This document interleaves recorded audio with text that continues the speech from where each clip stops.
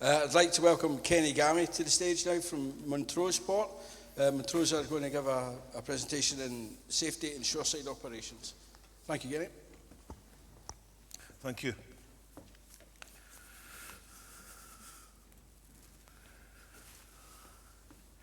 Good morning, Chairman, board members, delegates. This is a real privilege to be asked back here again. 2 years ago I was asked to do a similar presentation, so obviously I must have done something right to be asked back. This time I'm going to be talking about shoreside safety operations at this forum, and one of the things that we'll be looking at is not just about Montrose Port. This is about all the initiatives that's instilled by other port users, because it's a collaboration between us both. So what is shoreside safety? Or more to the point, what do you need to have shoreside safety operations? First and foremost, you need a robust integrated management system. We've collated together our ISO 14001 environmental, our 45001 health and safety, and our port and marine facilities safety code. So together, all three together create a real robust management system that we can operate from. You also need formal risk assessments to ensure specific risk assessments are performed and reviewed periodically. Clear operational procedures for the tasks that are performed: mooring, demobilisation, loading, etc. You need to maintain all your equipment and check them before use. Imperative that your equipment meets the requirements of the job and the task and the legal requirements. As employers, you need to apply all the correct PPE for the task and ensure it is used correctly. Qualified personnel are involved.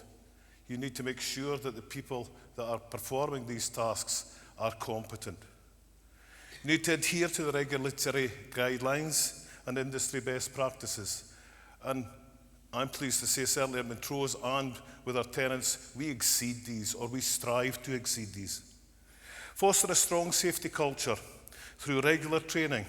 And most importantly, you must have this led from top down by our management. Shoreside safety at Montrose starts with maintaining a health and safety and welfare for all our port users by setting aggressive objectives and targets and a drive to completely eliminate incidents from the workplace. We don't just take what happened last year, we'll look at what's happened last year, we'll look at the trends, and we'll look to put an aggressive target in for the following year. It's not about achievement. It's about looking to see what we can do better.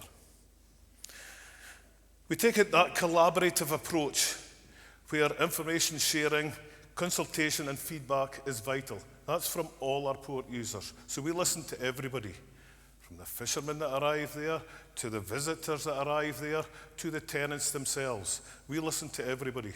So we've got that process in place to make sure that we can strive for excellence. To ensure we meet our legal requirements, we have in place qualified staff and a stringent safety management system, as we spoke about, for safe operations, which is internally and externally audited.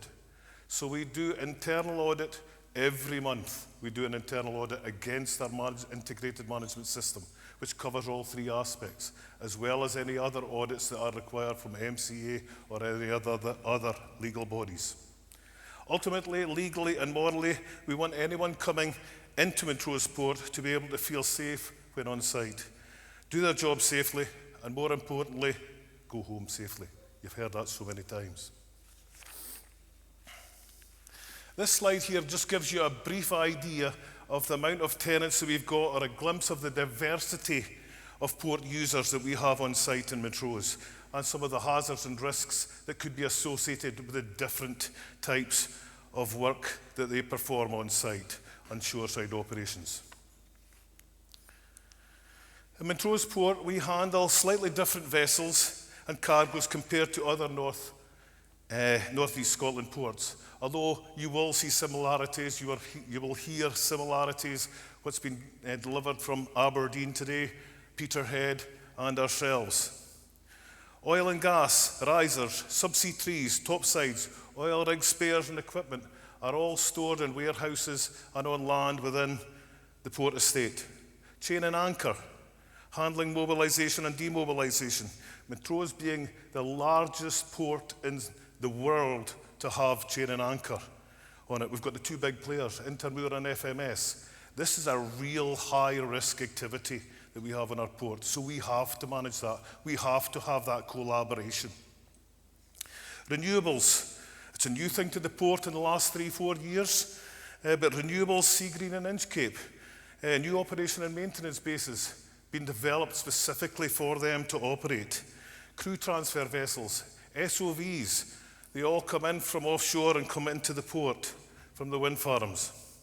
Decommissioning, end-of-life service for offshore facilities. We've got a whole concrete slab now in place. It's not fully operational yet, but it's all going through all its legal requirements to make sure that we're following all the SEPA requirements. General cargo. We've been a general cargo port for many, many years. I don't know, long before I was born, I can assure you.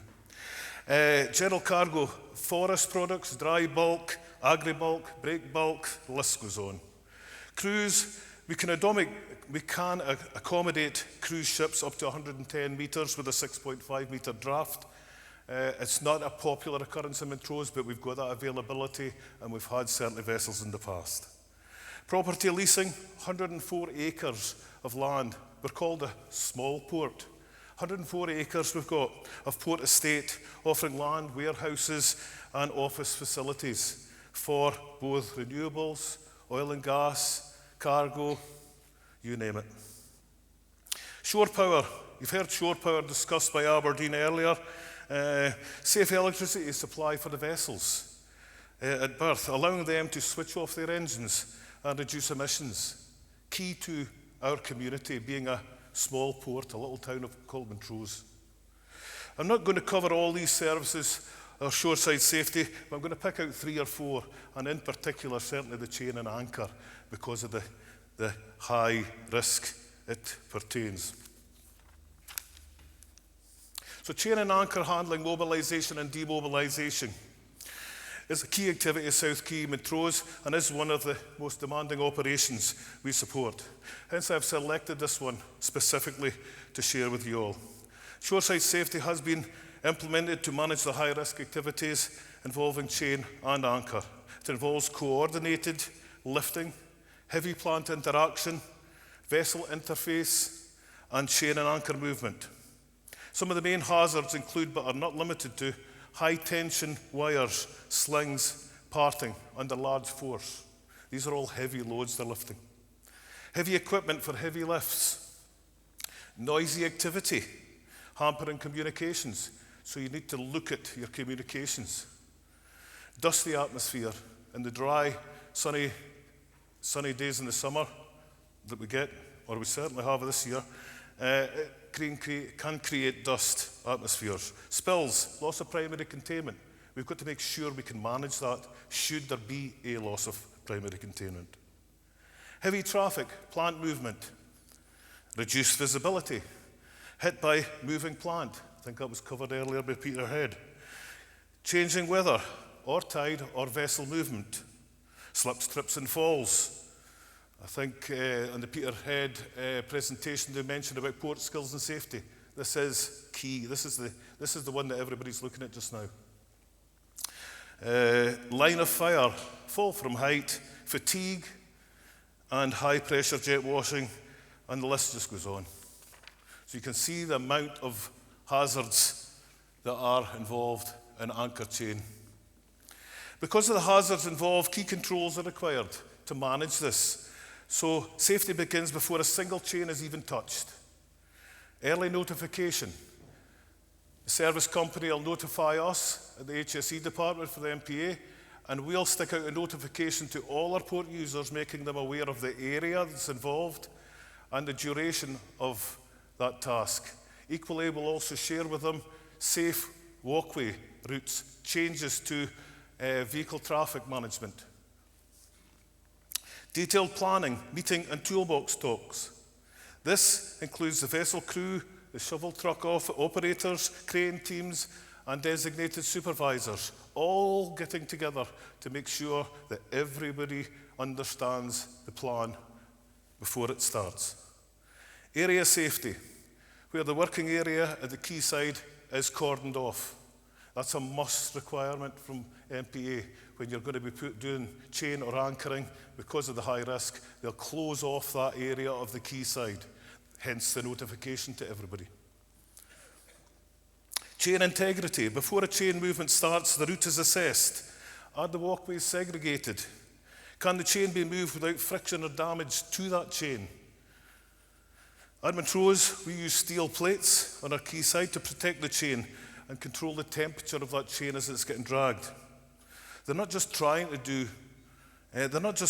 get the job done, they're actively managing the chain integrity as they're doing the handling. Lifting gear. Lifting gear is selected based on the chain size and the length. Slings are placed at predetermined lengths. Every piece of equipment is inspected and certified. Where tandem lifts or tails are involved, they double up the slings to avoid overload. And competence. Personnel aren't selected on competence alone, Personnel are selected on competence, not convenience alone. Slinging, banksmen, crane operations, shovel truck drivers, only done by trained and signed off for the task. So they're trained and competent, signed off personnel. If they've got new staff comes in, then they're assigned with a supervisor or that dedicated person for a period of time until they are deemed competent to be left alone. These aren't just theoretical controls.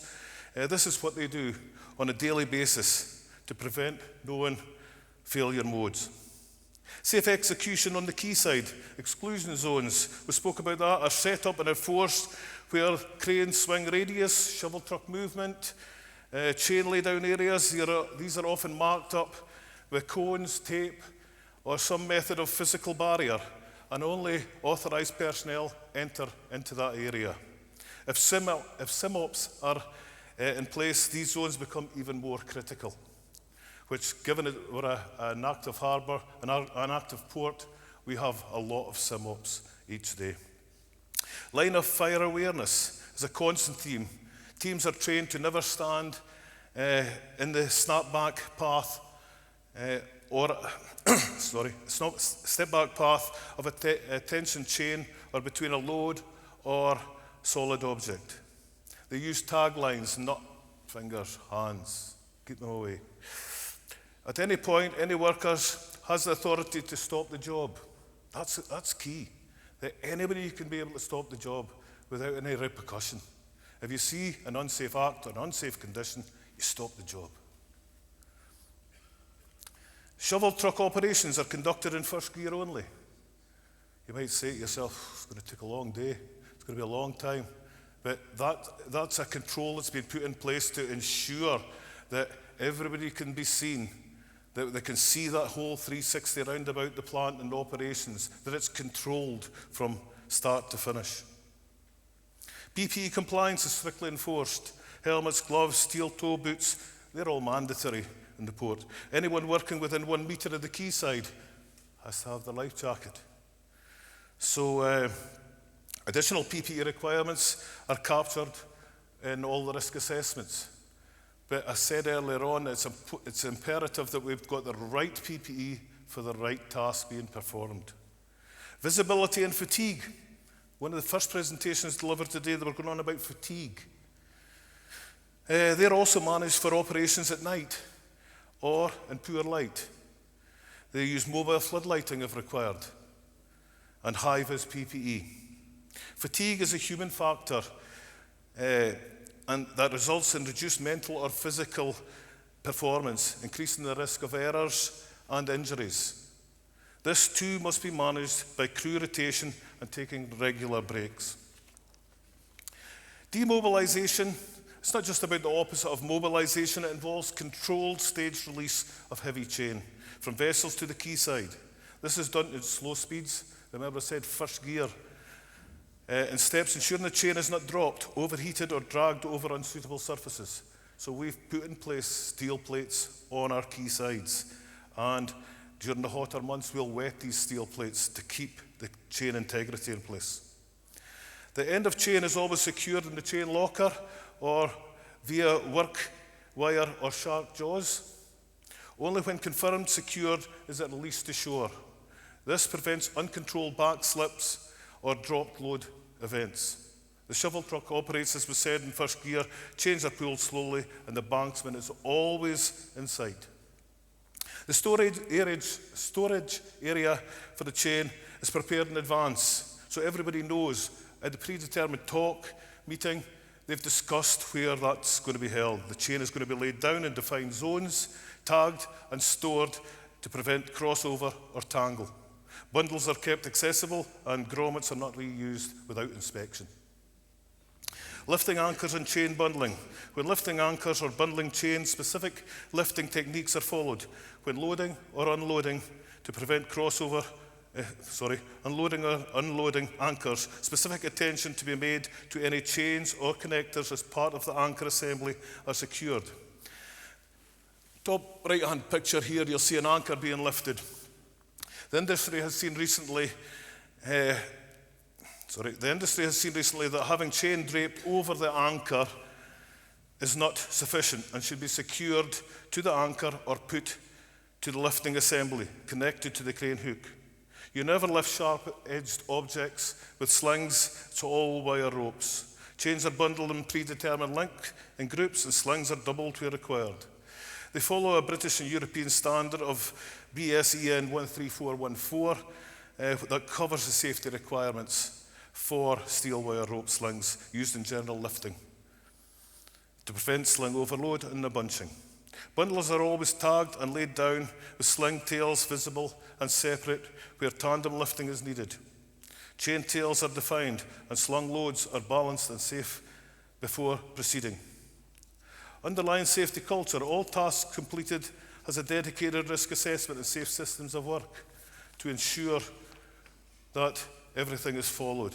Procedures are aligned with industry standards and continuously updated. A stop-the-job culture, as I said, is imperative, that they've got that availability, that should anything be going wrong or they see a potential unsafe actor condition, you stop the job. So you can see quite a lot involved in just chain and anchor, demobilisation and mobilisation. General cargo, something we've been doing for many years at Montrose Port. Quayside hazards include, but are not limited to, crush and strike injuries from moving vehicle and cargo. There's so much vehicles and cargo moving about the quayside, in particular at Montrose, it's on the North Quay. Falls from height, from working on or near vessels. Falls into water, and hazards from the cargo itself, such as swinging loads, shifting cargo, and chemical exposure. Controls we can put in place, again, communication, it's right up there at the top. Early notification with other port users of any hazards that we have. Competence of personnel, it's there again, for their roles, including crane operatives, plant operators, banksmen, slinging personnel, and those supervising the operations. Safe stacking of cargo, shoreside. Traffic management, one-way routes, and safe walkways. Separating man and machine. 360 safety, know what's around you. You'll see in the next slide I'm going on about 360 again, but 360, it's the same with when you get in your car in the morning to come to work. You should be doing a 360 in your car before you come to work. Make sure all your tyres are inflated. Make sure there's no damage to any of your car before you get in it. It's exactly the same on the quayside. Before you start any activity, do a 360. LOLA certification of all our lifting equipment. It's a legal requirement. Yeah? So we need to be making sure that's in place and that everybody's aware of our requirements and what colour we're following for that LOLA equipment. Safety procedures for the task being performed. Maintained and certified equipment. Emergency procedures. Know what to do in the event of an emergency. Test it. Practice it often. And PPE, be seen and be safe. Wear high-vis and use the PPE required for the task. So you're seeing the similarities coming through between the different services. Most general cargo is managed using plant or forklift trucks. Did you know that across the industry, we had something in the region of 1,300 to 1,500 injuries from forklifts and industrial vehicles accidents annually, with 27 fatalities. Not very good stats. Yeah.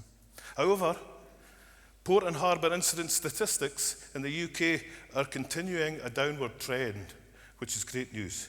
This information has come from our port skills and safety, where they have indicated that slipping, tripping and falling and being hit by moving objects are among the leading immediate causes of injuries.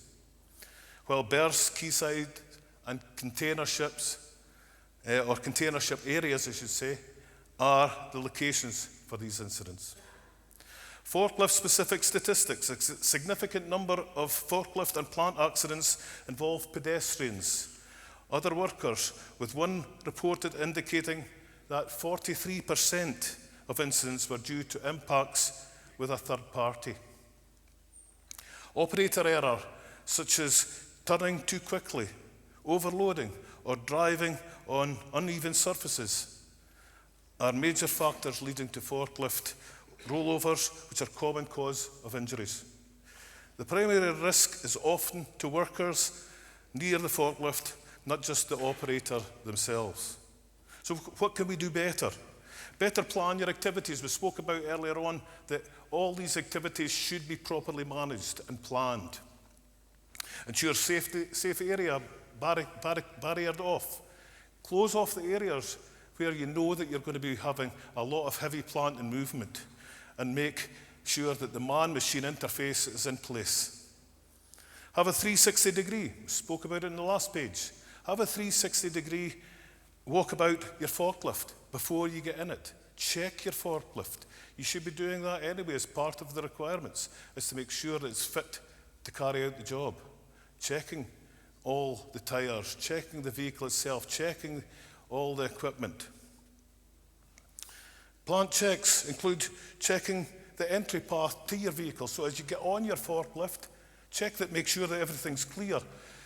I read a report about an incident that happened where there was somebody had a water bottle, summer months, needing a drink of water because it's very dry in the cab, and that water bottle slipped off where they had it, and it went underneath the pedal.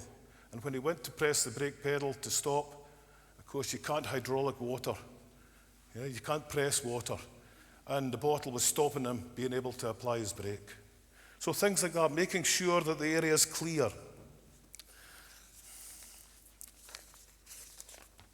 Leaks. Check for leaks. We spoke about loss of primary containment. If you see a leak from the mast or a leak from the engine area or gearbox area, then you shouldn't be using that vehicle.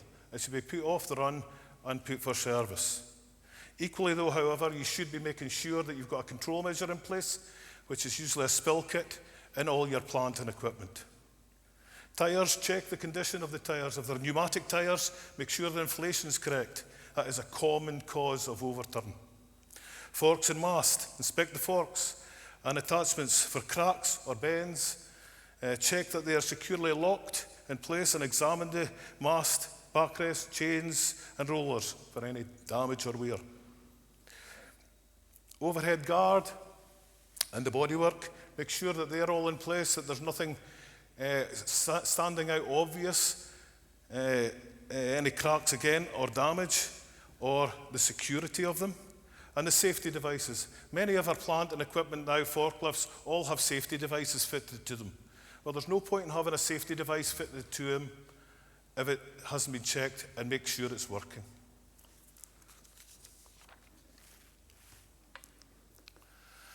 Renewables, shoreside safety for the renewables then, again you'll see similarities here. Once again requires a robust integrated management system to ensure consistent safety standards across all its operations. Strategic planning guides the health and safety efforts and includes learning and development programs for staff. Safety culture. As with oil and gas industry, The renewables are the same. They're introducing all this safety culture all the time. With a company-wide commitment to health and safety by integrating the safety principles into everyday business activities and defining safety responsibilities for everyone. Performance monitoring to keep workplace injuries to a minimum. So we'll look at our stats. As long as you've got honest stats, you can look at your stats, you can determine so much from your stats. Compliance and education on HSE principles and ensures adherence to its comprehensive strategy. I'm going to touch on that slightly at the end, one of the last slides on the education part, which is key, is to continually, as there's continuous change within the industry, we've got to continually educate, especially on our shoreside safety. Proactive approach to HSE compliance, aiming to go above and beyond legal requirements to ensure a safe and environmentally responsible operation. So we spoke about that. It's not just about meeting the requirements, it's about exceeding the requirements. I'm not going to spend long on this because one of the previous presentations was going on to shore power, but I'll let you get an idea of where we are with it. As the first port in Scotland to offer shore power self-funded to offshore energy supply vessels, we are leading the way for the Scottish port sector in reducing emission and promoting sustainable maritime practice. Plug Montrose Limited, which is now a fully operational since April 2024, is a joint venture owned 50-50 by Montrose Port Authority and Plug Shore Power Limited. Shore power from Plug comes with renewable energy, guarantees of origin. It's quite key, that. So all the electricity that's supplied into our port is REGO.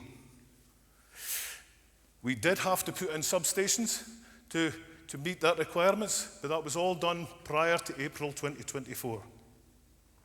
This guarantees the electricity originates solely from sustainable sources, such as hydro and wind power, key to our net zero targets.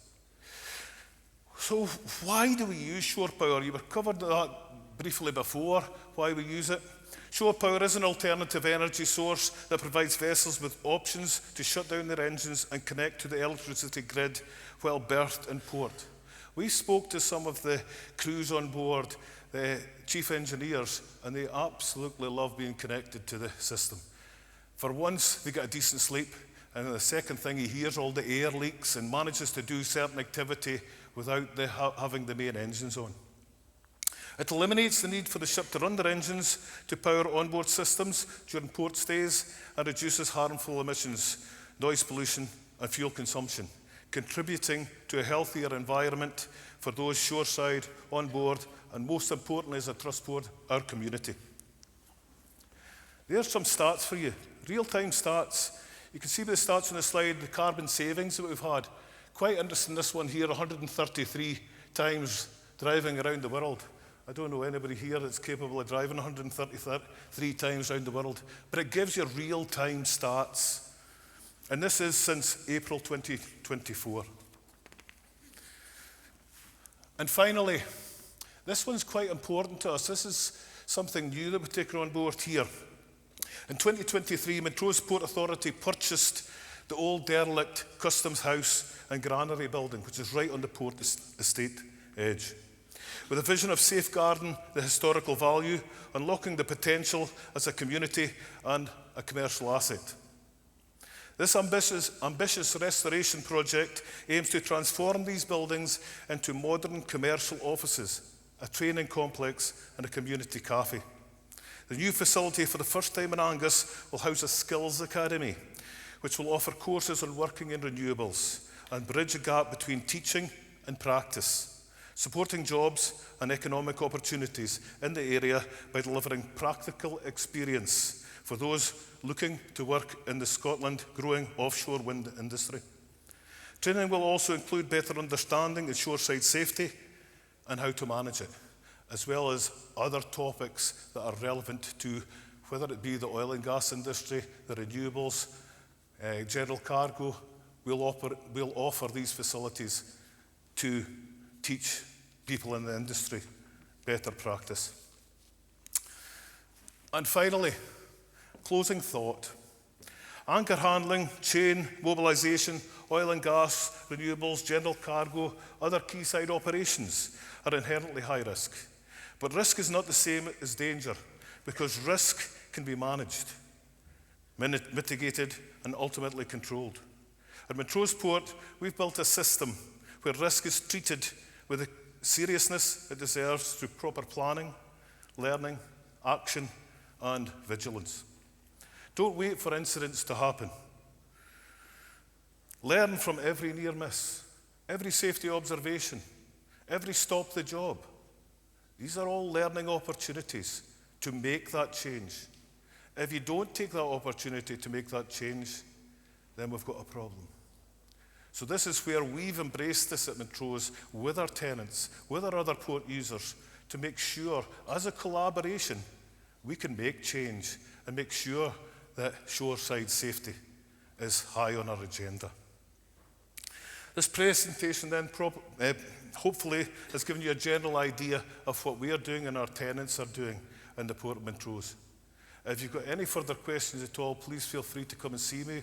I'm sitting over there somewhere. I've got a faraway table, but I'm more than glad to answer any questions off the mic, should you require. Thank you very much for your time. Thank you. Thank you.